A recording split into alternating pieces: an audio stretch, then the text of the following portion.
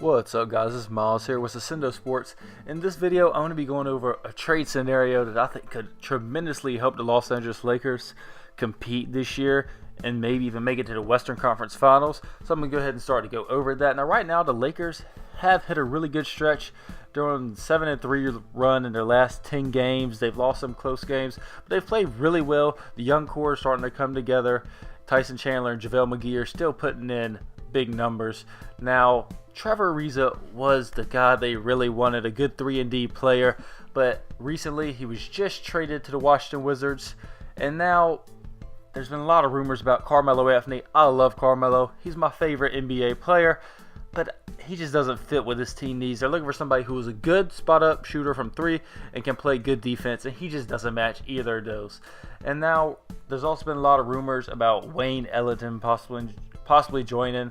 Now, I don't think he's a player that really pushes them over the top. Now, again, they're not trying to go for a big trade, but I just don't think he helps them that much. And Terrence Ross, another player like Wayne Ellington that I think is really good and could help them some. But if you want to make a trade, make sure you make the right one. So here's a quote from Luke Walton. I can tell you that we really like our young players. What we're trying to build here isn't just win right now this year. We're trying to build something that can be solid for the next 10 years, and a big part of that are some of those young players, Lonzo being one of them. As long as they keep working the way they work and keep getting better at the rate they are getting better, we should be pretty good. So it's pretty clear they don't want to trade any of their young assets for a player so they can win now. And when we're looking at their team, I'm trying to make a list of requirements. We see that Rondo is their best three-point shooter right now. He's not taking many. Josh Hart's shooting almost at 40%. LeBron shooting right at 37, 38. So here are the requirements I made when looking for a player. Their team is not competing for a top 4 seed in their conference. This is really hard in the West, but I'm just kind of eyeballing it. Players must be able to shoot considerably well. They must not have a large contract to take on. They must be a two-way player that can play both offense and defense. And they must not have to give up Lonzo Ingram, Kuzma, Hart, or any first-round picks. So the first player that crossed my eye was Allen Crabbe. Now, he's a shooting guard. He can switch to small forward. He shoots 38%. But he just, I don't know, it didn't seem right. I don't want to give up too many assets for him. Then second, I saw Rodney McGruder, and I thought, well, he's a slightly better. He also switches from shooting guard and small forward. He shoots 39%, and he can bring down 4.5 rebounds, but I wanted more of a defensive player, and then I found it. Rudy Gay. Now, I do not know why there has been no rumors about him, because the Spurs are in a really weird spot, and they will start trading these veteran players because they don't have a chance anymore. Now, right now, he's averaging 14.1 points a game, 6.8 rebounds, 2.2 assists, shooting 52% from the field and 48.5% from the three-point line, and he is shooting 2.6 threes a game. So this isn't just he's shooting 1.5 a game. So first, Caldwell Pope is the player that they're really trying to push out. He doesn't want to be in Los Angeles anymore, but of course this isn't going to be the only thing for Rudy Gay. Rudy Gay is playing really good. So when we're looking at our future picks, we have both our first and second round picks for 2020 and 2021. So here are the trade details. Of course, the Lakers are going to receive Rudy Gay. Now we're going to trade Caldwell Pope, but we're also going to include the 2020 second round pick and the 2021 second round pick. And worst case scenario, we'll throw in the 2022 first round pick and take out one of those second round picks. Because by 2022, the Lakers should be competing for a title, and that first round pick is not going to mean much by then.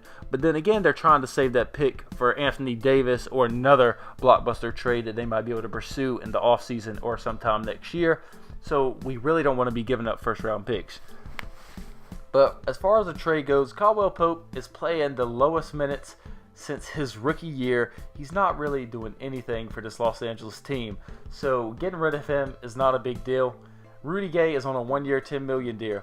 So if the Lakers were to receive him, they could easily try to negotiate a contract. He has been much improved as a role player with Greg Popovich in San Antonio. He's played really good these past 2 seasons. He was a key part of them making the playoffs last year with Kawhi only playing, 11 games, 11 to 18, somewhere in that range. So he is a big player. He's very similar to Carmelo. They didn't ever think he would be able to adjust. He was never good enough to lead a team to a championship. But Greg Popovich has really worked on him. He's a strong defensive player now. He is older, but he can still play defense. He hustles, and he fits into his position in the team, which I think is the most important thing that the Lakers need.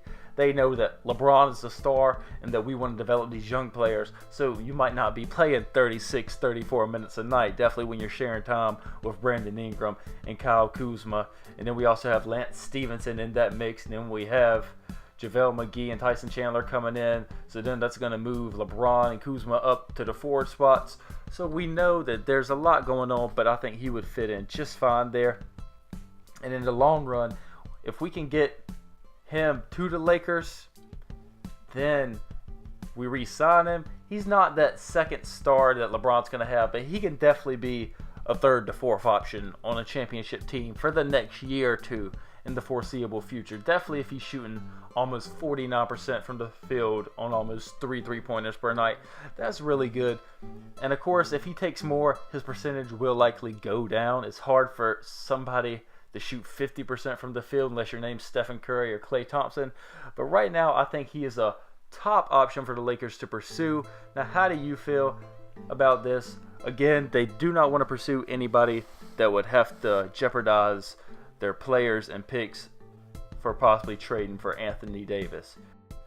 So for all these reasons, I think Rudy Gay is a perfect player because you don't have to give too much, and he can actually be a difference maker on this team. I don't think Wayne Ellington or Terrence Ross or even Trevor Ariza could make as big as impact as Rudy Gay. Remember, Rudy Gay, for a long time in Sacramento, he was a number one option. So he's been used to being a number one option.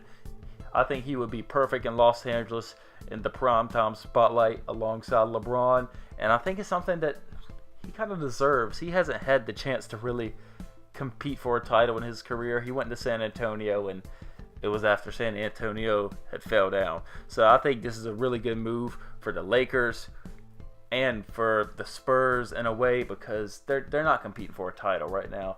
Even with DeRozan and LaMarcus Aldridge, I think getting second round picks and then getting Caldwell Pope, who is a younger player, he's definitely young compared to some of those older guys on those teams. So just let me know how you feel in the comments, and thanks for watching.